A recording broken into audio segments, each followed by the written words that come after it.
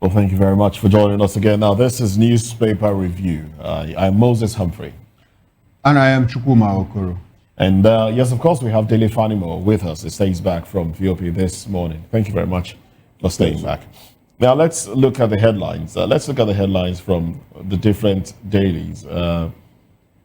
Starting off with, yes, just about, okay.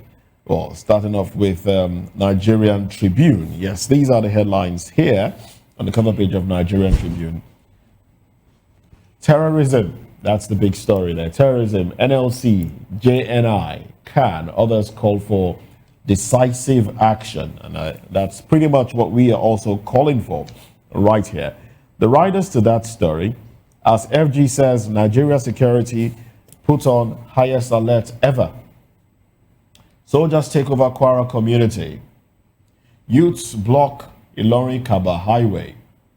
Shatima in Kebbi says abductors of schoolgirls will face the law. Kebbi LGA chairman releases names of abducted schoolgirls. Refutes claim they are Christians. Well, I wonder why we are focusing on that. They have been abducted.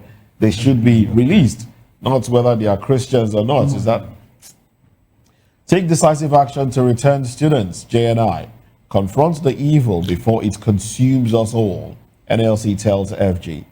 Attack on Nigeria, a destabilization plot. Northern CAN. President aborts G20, AU, EU meetings, awaits security briefing. He awaits security briefing. Ribadu Egbetoku Fagbemi lead 10-man FG delegation to US. Meet Congressman Moore. I think that's Riley Moore. Police seal off PDP's Wadata Plaza, block access points. Obi, blames crisis on PDP, LP, SDP on APC-led government. Call on Trump to save Nigerian democracy. A national security threat, Wike. 230 million Nigerians will defeat 25 governors in 2027 Aerofy. That's politics. But, well, those are the headlines on the cover page of Nigerian Tribune. Let's look at the Guardian also has its headlines. SMBLF fears Nigeria drifting towards one-party rule. Alleged Christian genocide. FG accuses US of inciting violent groups. FG accuses US of inciting violent groups. FG states LGs share 2.09 trillion naira as October revenue. Outrage over rising abductions. 6 attacks as Army rallies 24,000 recruits. Now let's flip the pages to get to the riders of that story. And yes, as usual, 5 killed as gunmen raid Kwara Church, abduct worshippers. Tinubu cancels G20, AU, EU outing to oversee security response. Shatima visits Kebbi, conveys presidential assurance to grieving families. Kwara youths block Ilorin Kaba highway over delayed security response. Saraki Abdul Razak decry attacks, demand urgent reinforcement.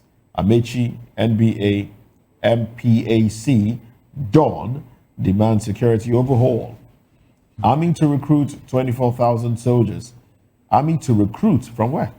24,000 soldiers to strengthen national security, says Chief of Army Staff. You're recruiting 24 from where? 24,000? From where, actually?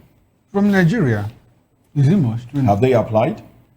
No, they have. Is it difficult? Or they have them already waiting in the wings? Is it recruiting? Recruiting. You will have to go get them from somewhere. So whoever you have to open the portal and people will apply. People will apply. And we have unemployment. We do have unemployment. Yes. So unemployed youths will apply between the ages of 18 and 25. To go fight? No, into the military. To go fight, of course. Of course. With insecurity increasing. Even in a peace situation, soldiers are recruited to go and we hear that some have been dismissed. That some have been dismissed. Okay, because that's operational. Okay, so you dismiss some for disobeying orders, and then you recruit 24,000. No, Most of the first soldiers are being killed as well. I'm just trying to look at the mindset of the people. In a normal situation, yes, even in peace times, soldiers that commit one offense or the other are court-martialed and dismissed. Even in peace times, soldiers are recruited in anticipation of what? War, defense systems, and all of that.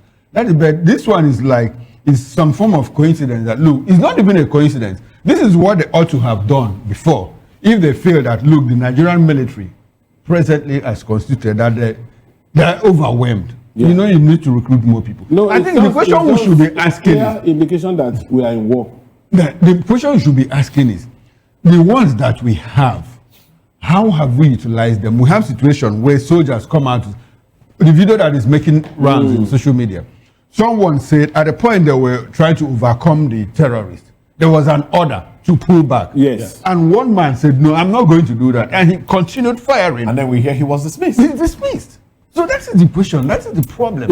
So these 24,000 people that was retired prematurely just because the same system that appointed him as head of a team to go after leaders of Boko Haram. Same thing, after the man had arrested some leaders of Boko Haram, came back to say he has to go on retirement. And apart from going on retirement, he was kept in solitary confinement for 64 days. He was Major General. And I also have a case back in the days when Boko Haram started, who was a Brigadier General, and right there he was a brigade commander. You know, brigade commanders have barracks under him. In one of the barracks, 2 Boko Haram members that were kept inside the same cell, that in separate cells, one in each cell, with 2 soldiers running guard duties on them. The 2 of them escaped at the same time. Escaped in quotes. And they didn't court-martial the CEO, a lieutenant colonel of that particular barrack. They went to court-martial the brigade commander, who was then a brigadier general. And at the end of the day, they couldn't find anything. In fact, they used the man that should be court-martialed, who was the commanding officer of that particular barrack, as witness against brigade commander. It's so funny. This thing is just playing out now. It has always been there.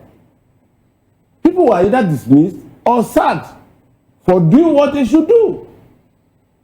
But this same military establishment, when Buhari, as the brigade commander in Borno State, went after this religious sect, the commander-in-chief, then Shagari, told him to retreat. He didn't listen. He pursued them beyond the borders of Nigeria. And it was not commercial. See, one thing I know about this country is that, so all animals are equal. Some are more equal. The bigger problem is that those animals that are more equal than others are fewer in number than all the other animals. So all the other animals that are less now, why is it that it is difficult for them to come together and say, look, these few that seem to be bigger than all of us, why must you allow them to do that? It was in our presence in this country. It was in our presence in this country that an army chief of staff was removed. Why? Because a few people said, yeah, people are killing my people. Yes. And he was defending the integrity of this country, which is what to the sovereignty of this country. And he was even committed his life to it. And the next thing we heard was that, look, people were going to ICC to say, oh, this man committed crimes against humanity. The answer to your question is, how many goats can fight a tiger or lion? Then do you think that 10,000 goats can be killed by one lion? Over a period of time. No, if they don't come together, if they do, they will kill the lion. But I can tell you, they will not come. No, they have been coming. No, they can. They can, and they do. we see these things in That's Nigerian life. No, Nigerian wife, you know. Nigerian wife, we see these things. We see these things actually. Those ones are either hyena. No, but even one-on-one, a hyena cannot confront a lion. But when you see like 10 hyenas, yes, they can overcome. That's what I'm saying. We are goats. That's why I said goats. I didn't use hyena. No. The goat illustration is just to say that, okay. Because we are weaklings. We don't want to die. No, we are not weaklings. We don't want to die. No, we are not. The fact is that knows that you don't want to die.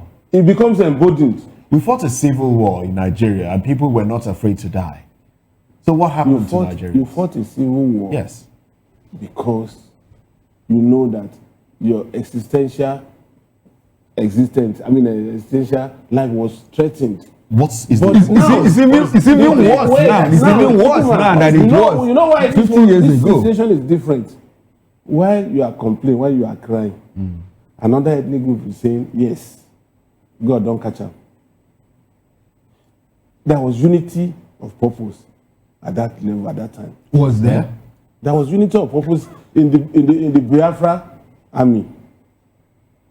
And there was semblance of unity of purpose in the Nigerian army. But go to any, do you know that as we speak, talk about Biafra in some Igbo areas now, they will go after you and say, get out of this place. We don't want to lose our investment. We don't want to lose so and so. But at that time, no, but even at that time, we had people from the southeast. What is the Igbo that were against the civil war? At that time, we had them. I think there was unity of purpose on both sides. On the side of the Biafran government, yes. There was also unity of purpose on the side of the Nigerian government, talking about other ethnic groups that fought against one ethnic group. You know, so but the position now is that what happened how many years ago? More than 50 years ago. It's even worse. We are in a worse situation now than then. That's why I said, are we not fragmented now? So it is because of that fragmentation that we will allow one. Now, if anything happens to Kwara and Kogi, it doesn't bother the average northerner. Even when the northerner had been assailed by the same set of people in the past. And if you move down south, probably to southwest, it doesn't bother other people. No, they are left to contend with. But do you know that if there is this convergence, that unity of purpose that transcends ethnic lines or religious lines, these people, most times they are cowards. They can't withstand the onslaught of a collective resolve. But unfortunately, we don't have that collective resolve. That's why they are doing all these things they are doing to us. Well, I think we are saying the same thing. We don't have that resolve.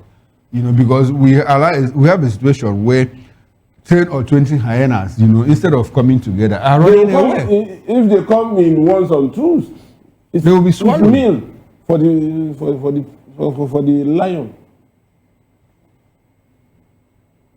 All right, so as this headline here, the punch seems more it appears interesting. Moses is overwhelmed. No, there are too many about stories. all too many these stories things. of killings. It's demoralizing. It's demoralizing. And you know one Anyone that has a conscience is demoralizing. Yes. You know one unfortunate thing is that we have a delegation, you know, Ribadu, Ebetiku, and Co that have gone to the United States of America. Yeah, they have to. No, they shouldn't have to. They don't have to. You know what they should do? They should stay here. They should stay here and solve the problem. No, I think there's a need to talk to. To talk to who? The American government. And tell them what? To talk to the government. And tell them what? Well, tell them that, that there is no genocide. We are overwhelmed. Or there is no what genocide. Are you going to tell them that they don't know? Well, they know. What is the representative going to do there?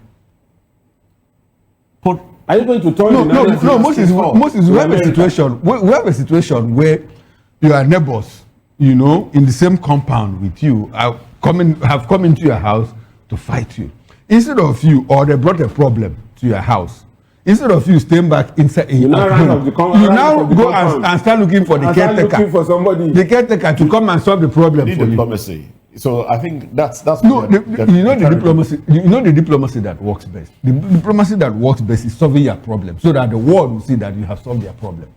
Because what they are going to do there is talk show. Okay, now let's look at what has been done now. Okay. Now they've sent emissaries. Basically, that's what they are. They've sent emissaries to go talk to America and said, okay, it's not there's no targeted killings of Christians and the rest. And then we are also seeing in the news, and I choose my words. Advisedly. Yes. We are also seeing in the news that there's an attack on Sambisa. There's an attack here. They're trying to,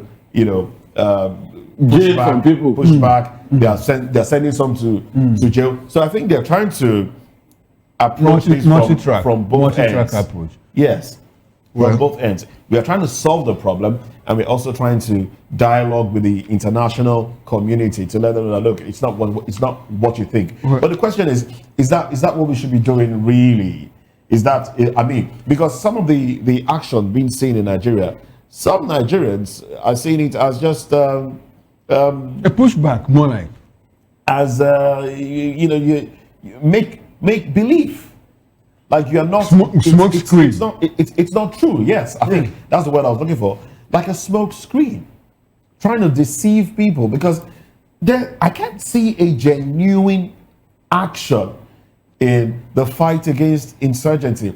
That news of that individual, my Tangara or something, broke me yesterday. I was watching it and someone called me like, can you imagine 20 years? And I ran to my TV and like, 20 years. He confessed to have killed people. Not one, not two, not 10. He confessed to have killed people. Mahmouda had killed people. And he led that. And you're giving him 20 years. And I sat. That was why I was asking. I didn't see the charges. I was asking, maybe that was not included. From what we know, some of these people don't even do time. They are let go. Yeah. They let them go. Who is that person that will monitor him in the prison? In the prison. So this is it's troubling. Like, so that's why I said that. Look, that trip is it's a jamboree. What they should do is sit. You think it's a jamboree? Yeah, it is. They should just sit back here and solve the problem. Unfortunately, the America that you are running to also know, they understand that you don't have sincerity of purpose. Yes, they do. In solving this problem. They know. They have their information, they have their intels. Look at what that guy even do. He said what he felt he knew was child's play to what Americans that were in America knew about water. They have intel.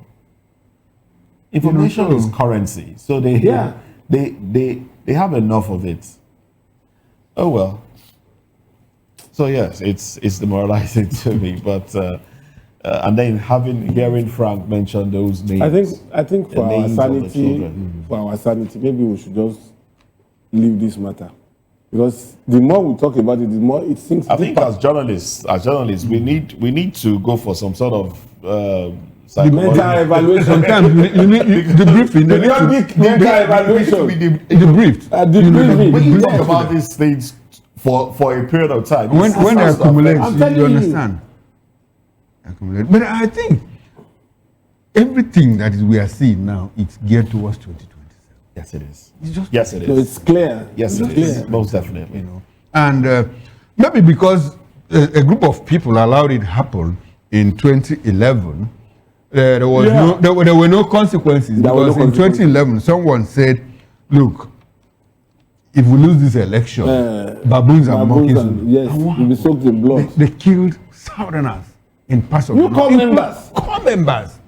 One man, I recall vividly, there was an army general whose elder brother pleaded with him, please, my son is going for service. I don't want him to go to the north. I want him to serve in the southern part of the country. You know, they're from south. And you know what happened? The major general, younger brother, said, look, brother, let this young man go and explore Nigeria. Let him go and serve. This young man was posted to a state in the north, one of those violence-prone states and all of that. You know what happened?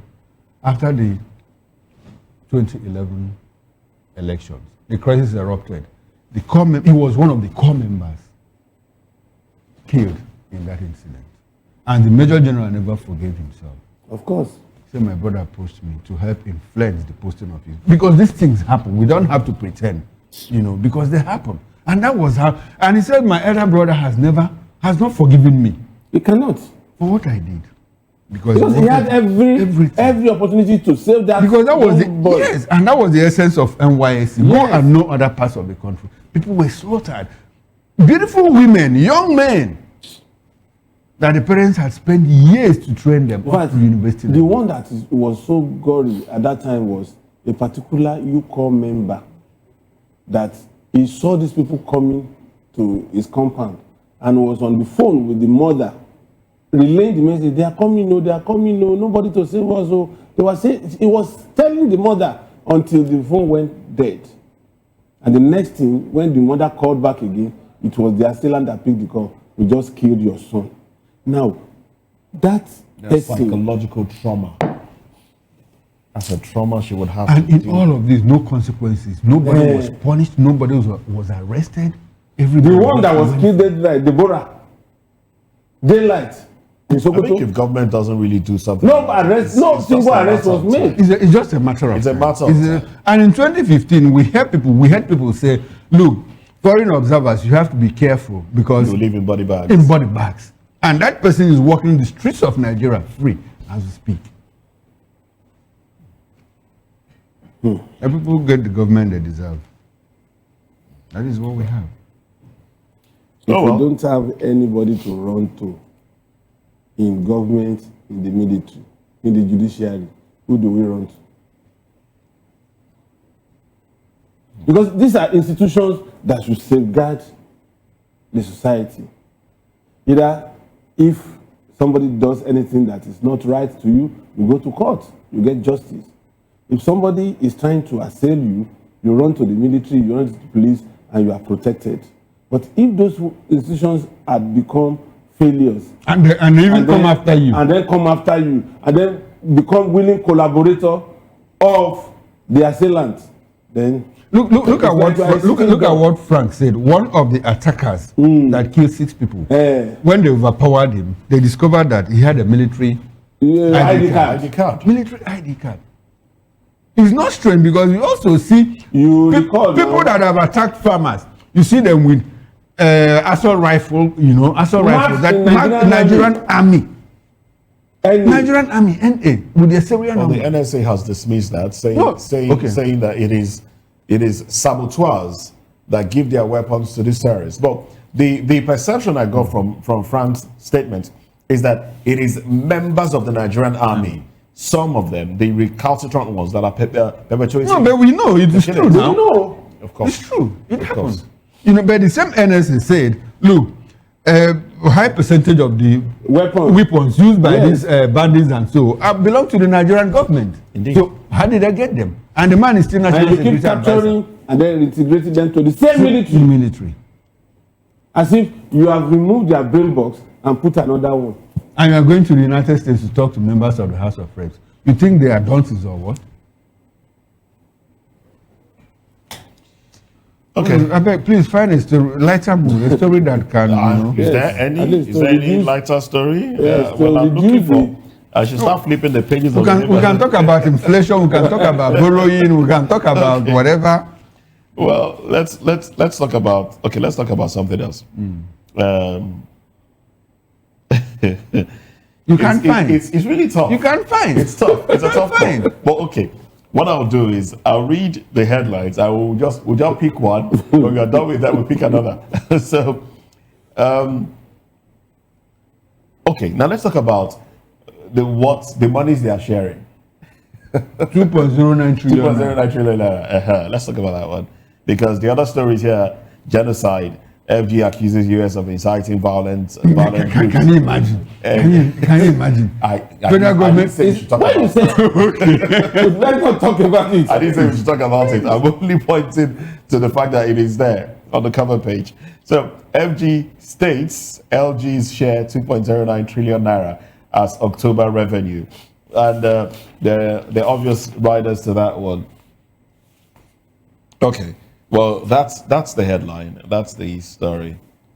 You see, Moses, despite the the weakness of our naira. 2 trillion naira is no joke. This is the breakdown of it. So, the revenue was shared at the November 2025 FAC meeting in Abuja. The 2.094 trillion naira comprised distributable statutory revenue of 1.376 trillion naira, distributable value added tax VAT of 670,303 billion, 303 billion naira, and electronic money transfer levy of 47.870 billion naira. Okay, that's the breakdown. Now, the question we want to ask is, on the average, with this figure, there is no state that will take less than 50 billion. Currently, no state that will take less than 50 billion. And there are some states that generate between 10 and 20 billion monthly. So the total revenue, and then some states, like my state, Ondo State, also get 13% derivation. So my state governor will have about 100 billion to play around with for this month. Now, where does this money go? Health centers are in comatose. And if you look deeper into this allocation, you'll find out that there is no local government that takes less than 400 million naira monthly today. What are they doing with this money? Federal government is taking 52.3% of this allocation. What is federal government doing? Until we begin to hold these people accountable, until we begin to ask them questions, we will just be reading out figures and we will sit pretty comfortably in our closet and watch these people go about squandering our resources. Of particular interest is that electronic transfer. Electronic transfer is not done by politicians alone. It is done by you and I. The 20 naira, 53 naira, 200 naira, 700 naira that they deduct from our account. Because it's so nominal, inconsequential, we just gloss over it. But 100 naira in 1 million account, that's 100 million naira for that bank.